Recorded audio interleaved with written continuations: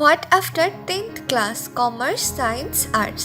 Hello দোস্ত, আমার একটা সাবস্ক্রাইবার আছে যার একটা কোয়েশ্চেন আছে। সে ক্লাস 10-এর স্টুডেন্ট। সে আস্ক করেছে যে সে আফটার 10তে কোন স্ট্রিমে যাবে। দোস্ত, এটা শুধু আপনার সমস্যা না, অনেক স্টুডেন্টের এই সমস্যা হয় যে আফটার 10th-এর পর কি করবে সেটা বুঝতে পারে না। তো এখানে একটা লজিক ফলো করে স্টুডেন্টস। তো চলেন কথা বলি সেই লজিকটা নিয়ে।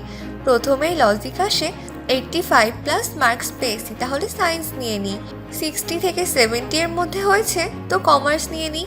68 থেকে নিচে মার্কস, তাহলে আর্টস নিতে হবে। এই লজিক আমরা ফলো করি। এরপরে কি হয়, আমরা ক্লাস 10-এ এসেই সায়েন্সের টিউশন স্টার্ট করে দিই।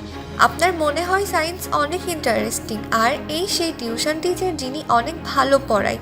সায়েন্সের আর কিছু চ্যাপ্টার আপনি বুঝছেন না, কিন্তু বাকি সব চ্যাপ্টার আপনি বুঝছেন। তখন আপনি সম্পূর্ণ মোটিভেট থাকেন যে আপনার সায়েন্স নিতে হবে, আর সেই টিচারও আপনাকে সাজেস্ট করেছে যে আপনার সায়েন্স নিতে হবে, আর আপনি এই কারণে সায়েন্স নিয়ে নিন অথবা কমার্স নেন।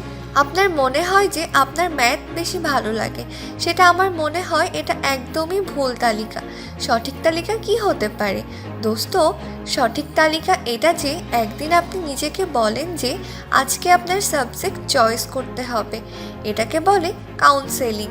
আপনার কোনো ভাই অথবা বন্ধু যারা আলাদা আলাদা ফিল্ডে আছে, সায়েন্স, কমার্স, আর্টস, আপনি এই তিনজনকেই ধরেন আর তাদের কাছে শুনেন সায়েন্সে কী কী সাবজেক্ট আছে।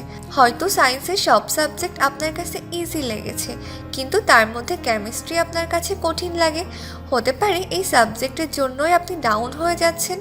এজন্য তাদের কাছে সাবজেক্টগুলো সম্পর্কে জেনে নেবেন যে কোন কোন চ্যাপ্টার আছে, কী কী বিষয় আছে, কারণ তারা কিন্তু জানে কোনটা সহজ আর কোনটা কঠিন।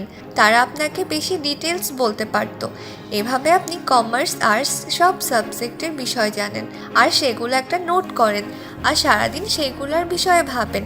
এবার বাসায় আসেন, এসে খাতাটা খুলে সেইগুলো দেখেন আর ডিসিশন নিতে থাকেন যে কোনটা আপনার জন্য বেটার। এমন না যে সায়েন্সের একটা সাবজেক্ট আপনার পছন্দ হয়েছে তখন ভেবে নেন এটা হবেন আপনি। না দোস্ত, যখন আপনি ক্লাস 12-এ থাকবেন তখন আরও সাবজেক্ট আসবে আপনার চুজ করার জন্য। এজন্য সব ভেবে তারপর ডিসিশন নেবেন। তো দোস্ত, এই ছিল আমার কিছু সিম্পল টিপস। বন্ধুরা, যদি আমার এই ভিডিও আপনার ভালো লেগে থাকে তবে লাইক দিন, আর আপনার প্রিয়জনদের সাথে শেয়ার করুন।